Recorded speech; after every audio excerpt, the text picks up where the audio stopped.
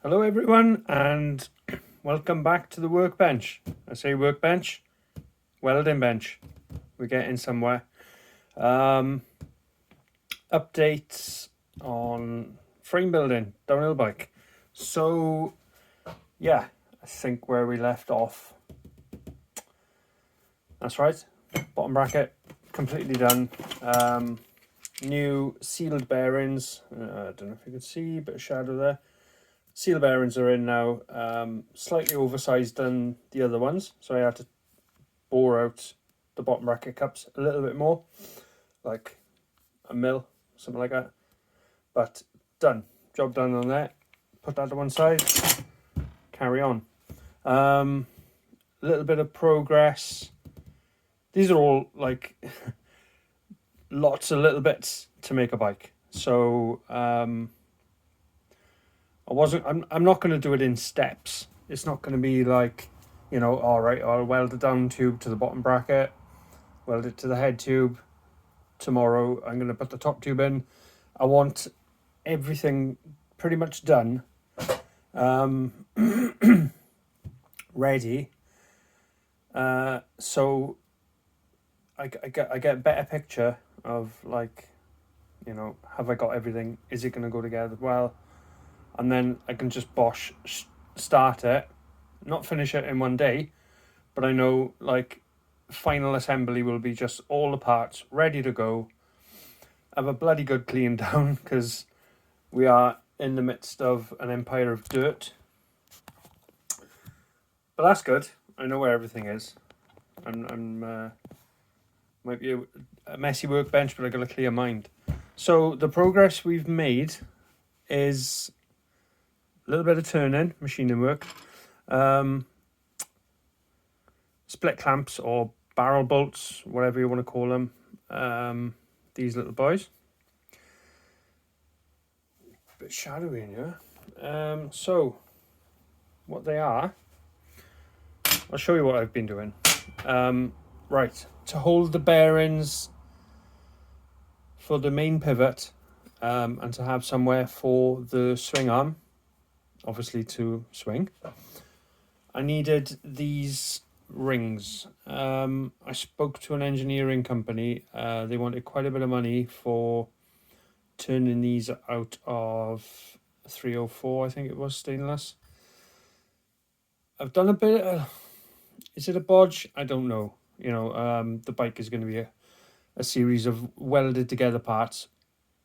It's a bit of a bodge, but I believe it's going to work. So what this bike's now had 3 Bushnell size bottom brackets. There's obviously one for the bottom bracket, there's one for the main pivot, and I had to chop one up to make the that's it basically. Chop up to make somewhere to hold the main pivot bearings, and obviously to attach the swing arm. So the idea is, just like on the old Brooklyns, there's going to be a bearing stack, 3 of these in here. As you can see, they're obviously loose, aren't they? So the idea will be, I've got my swing arm tubes. Obviously these will be notched for this, so this will be welded here. Obviously that won't be in there, will it? That'll be welded in. This then gets split. If you can see, so this will get split down the middle. Grinding disc, cut-in disc should give me the gap then, so that when these are bolted to, there's a bolt running through here, there's a thread there, there's a what's it called, sleeve. It's cut out to accept obviously the cap screw head. It doesn't go in this way, but that's how it'll work. So that sits in there inside. It's nice and neat when it's together. And what that'll do, that will then give me a gap. So when I bolt it together, it'll pinch the outer race of the main pivot bearings. And that's the connection between the swing arm and the main frame. So yeah, got some 304 stainless, 20mm outside diameter. Checked over the lathe, there was a little bit of slop here and there. Got rid of that, sorted it out. It just seems to be a constant struggle with the little Chinese lathes, that you're constantly chasing slop in the ways, in the top slide, in the saddle. So you're constantly readjusting them, but when, as long as you take your time, they don't do a bad job. So yeah, so these are made. After I turned them down, bored the inside diameter for the M6 thread, then there's a counter bore, that's what it's called, counter bore. So there's 6mm bore to about halfway, then M6 thread from there down, and then a counter bore 10mm deep for the head of the cap screw. Then obviously for these two, I can't just weld them on straight away. As you can see, it's too much of a gap there. They get notched. Had to do it on the pillar drill. That needed a bit of a tweak. The chuck was wobbling all over the place, so there was some adjustments done there. And yeah, notched them out, and they look pretty good. So what I have to do with these, so it was the Bushnell size bottom bracket. Obviously these bearings wouldn't fit inside. Almost the same size diameter as the bottom bracket shell. I had to split it, and then basically hammer around just to open this up. Cut a piece and grafted it in. Welding's not the best, but it doesn't have to be pretty to be strong. So I'm going to have to just double check these, make sure they're okay. I may even weld the insides, because that could be a stress riser, just having a gap there. But the main thing is that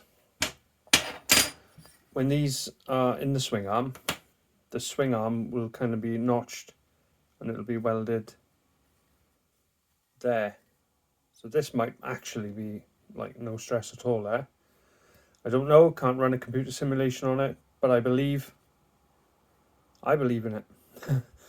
So that's where we're at. So we've done a bit of welding. I need to finish these off. I was just itching to get the welder fired up, to be honest.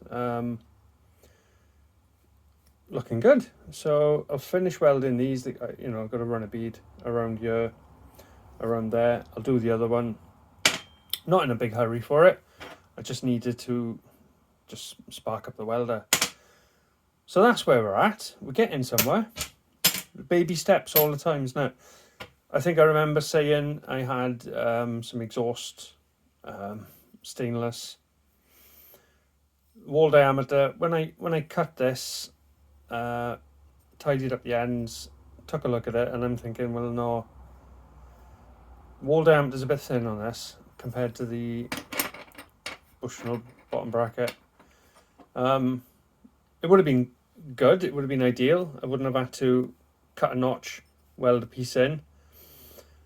The inside diameter is almost perfect on this, but the wall diameter, it just doesn't compare, does it? I mean, I just had visions of this thing twisting, ripping. So that's gone out of the question. We got a length of tube now. So not much happening. Haven't had much time, but that's where we're at. Like I said, bottom bracket assembly, main pivot assembly, all done and dusted. I haven't got to worry about that. Maybe adjust. I'm not sure. I think there's plenty. I've left this a little bit long, so I've got room for adjustment. Like I said in previous videos, I can shim it. Shim it to maybe adjust line. It's going to need shims anyway, just to stop it floating. But at least I've got a little bit of wiggle room now. I can, leave a little bit of gap each side, pop some shims in. I can maybe adjust the chain line slightly. I can flip the sprockets to adjust the chain line even more. So we're done. I'm not going to worry about them anymore. Job list, I guess. My next jobs are finalize the frame, which is here. We've gone handheld for a minute. So yeah, frame building, downhill bike. That's pretty much what she's going to look like. Having little ideas all the time. I want to shorten the top tube. She looks horribly long here. It's not. It's. I mean the reach bottom bracket to steering. I think it's 500. It was going to be 530, I think, but we're going 500. I want to shorten the top tube. It's a little bit long. The main pivot is going to be notched into here. Give you a bit of an idea where it's going to be going. I want to shorten the top tube. I want to lift the top tube up slightly on the seat tube. Yeah, going to notch that main pivot housing there, about midway. I've got all the dimensions are in the software called Linkage. I've got all my dimensions. I'm just showing you here. So this will be brought forward slightly. Seat tube's going to be forward a little bit more. Everything looks pretty good at the moment. Top tube is a little short at the moment. I'm not sure. Well, the jig needs not aligning, but setting up a little bit better. I've just thrown it together really because I was getting a bit impatient not seeing the frame. Yeah, come up a little bit short there. Down tube is great, perfect. You know, really nice copes or notching on there. Nice notching on there. Nice notching on the head tube junction. Top tubes come up a bit short, but it's not a problem because I'm going to be shortening it anyway.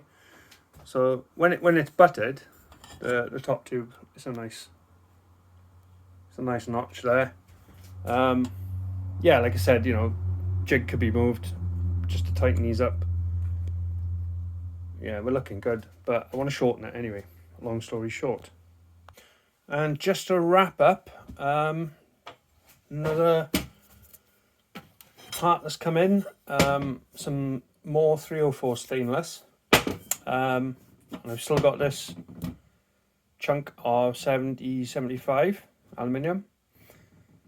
This is going to be for the dropouts, or you know, the axle, eccentric axle mounts. Obviously this will get cut the width to accept, you know, this will go on the end of the swing arm. Then we're going to get 2 more of these bolted up. I might even, like, these are M6, like they look pretty big on it. I'm not sure, they'd probably be alright. I could probably make, excuse me, the ones for these a little bit shorter. I'm guessing I could probably stick with M6. They don't look too bad. Might drop it down to M5, and I don't know. But anyway, I need to make 2 more of these. And then with the 7075, this will be turned down to the inside diameter of this tube. Then, obviously, it's going to have... I was thinking of doing a split design in 2 halves with like an M6 bolt through there here. And maybe I don't now. I'm not sure. I don't think I will. There's going to be enough. The idea was to have a lip each side of each half so that when the axle was in, you know, it's going to have... I think the axle on mine is M12 by 1.751. Is it 1.75 pitch? I'm not sure what they are. Anyway, you know, it's going to be hole tapped off center. so we can rotate this in the dropout or the end of the swing arm. Yeah, I was going to do like a split design so that when it's in the swing arm and it's got a lip each side, when you tightened the M6 or whatever I put in here, it would pinch the both sides onto the, this will be cut, so it'll pinch it onto each side. I don't know if I need that. I might just put a flange on the outside so it just slots in. There'll be enough clamping force with this, I believe. Just ideas. I think I'll go with a one-piece design. We'll see how it works. Like, I mean, I can always turn up more. It's not a problem. So, still plenty to do, but we are getting closer to perhaps finalising the main frame, or the main triangle rather, and getting it tacked. And we'll be in a better place then for looking at where the main pivot shell has got to be welded in. Like I said, the dimensions are in linkage, but when it's on the bike, you need to know exactly where it's going to go. I need to know where to notch. That'll be welded into the seat tube. That'll be welded into the seat tube, and then it'll be linkage. And we're getting very close to actually finishing all the prep. When the prep is done, it'll all be coming together pretty quick. So that's where we're at. Thank you if you are watching the videos. Thanks for watching. Share if you want. Keep watching. Subscribe if you want. I'm not a frame builder. I'm not a bike builder. My terminology is off. I know that. But I believe that what I'm doing will definitely work here. So, yeah, just stay tuned and see what happens. I mean, first run, who knows? I could snap the thing in half. But if you don't try, you never know. It's a cool little project for me to work on anyway. So stick around, keep watching, and maybe soon we'll have some frame building. Thanks a lot.